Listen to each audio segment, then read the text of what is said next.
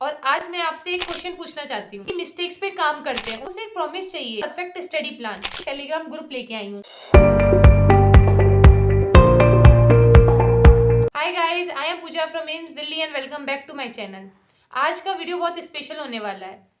सबसे पहले तो happy new year in advance. और आज मैं आपसे एक क्वेश्चन पूछना चाहती हूँ। हर साल हम एक न्यू ईयर रिजोल्यूशन लेते हैं कि इस साल मैं पक्का से पढ़ूंगा, अच्छी तरह पढ़ाई करूंगा, सिलेक्शन लूंगा, एम्स में जाऊंगा। पर सच में हम अपनी गलतियों को वापस दोहराते हैं या फिर अपनी मिस्टेक्स पे काम करते हैं, उनको एनालाइज करते हैं। आज मुझे आप लोगों से एक प्रॉमिस चाहिए कि आप लोग 2026 में एम्स के लिए एक्शन लोगे।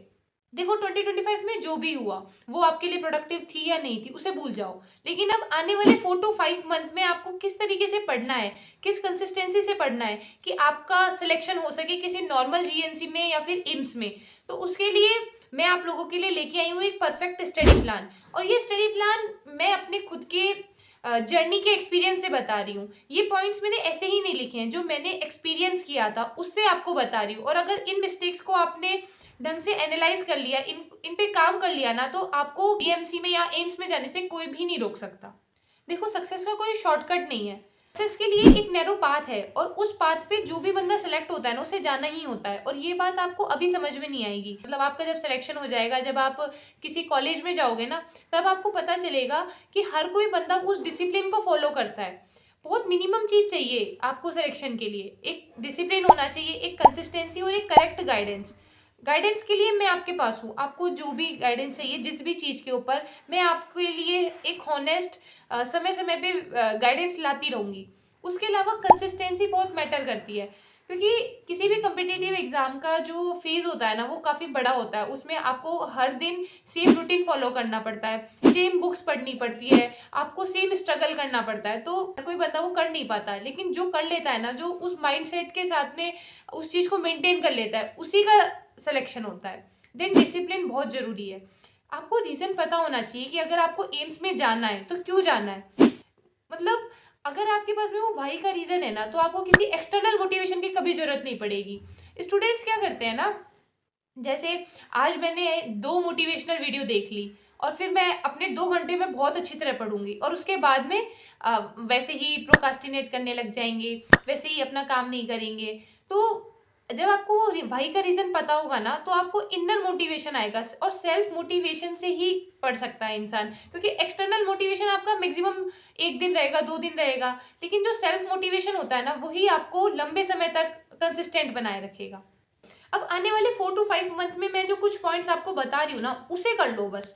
अगर ये हैबिट में ले आए ना, तो सिलेक्शन से कोई भी नहीं रोक सकता आपको। सबसे पहली चीज है टू डू लिस्ट। जो स्टूडेंट सेलेक्ट होते हैं ना, वो उनका मेन होता है कि वो अपनी टू डू लिस्ट बनाते हैं। उनको कंफ्यूजन नहीं होता कि उन्हें क्या पढ़ना है, कैसे बनानी है टू डू लिस्ट। रात में सोने से पहले एक पेपर में अपने टॉपिक्स को लिखो, कल क्या टॉपिक्स पढ़ने हैं, कल किस चैप्टर के क्वेश्चन प्रैक्टिस करने हैं, कौन सा सब्जेक्ट कंप्लीट करना है। ये टू डू लिस्ट में लिखो, ताकि जब आप कल उठो तो आपको कंफ्यूजन ना रहे। अगले दिन उठ के ये कंफ्यूजन ना रहे कि अब मैं क्या पढ़ना है। तो पता है, जो लोग अपनी टू डू लिस्ट नहीं बनाते ना, वो अगले दिन का 1 से 2 घंटा तो बस इस चीज़ में वेस्ट कर देते हैं कि उसे पढ़ना क्या है। अगर आप टू डू लिस्ट बनाओगे तो सुबह उठते के साथ में आपको अंदर वो मोटिवेशन रहेगा कि मुझे ये चैप्टर कंप्लीट करना है, मुझे इस चैप्टर के क्वेश्चंस करने हैं। तो बहुत ज़रूरी है। और इसके लिए मैं आप लोगों के लिए एक टेलीग्राम ग्रुप लेके आई हूँ।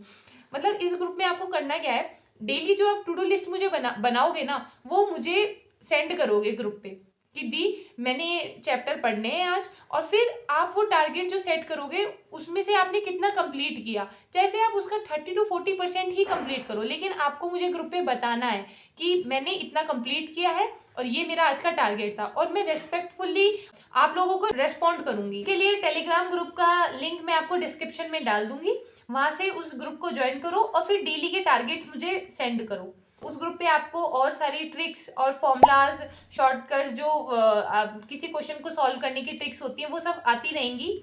और जो भी डाउट हो उसमें पूछ सकते हो आप। Second is procrastination. कोई काम को कल के ऊपर छोड़ो ही मत।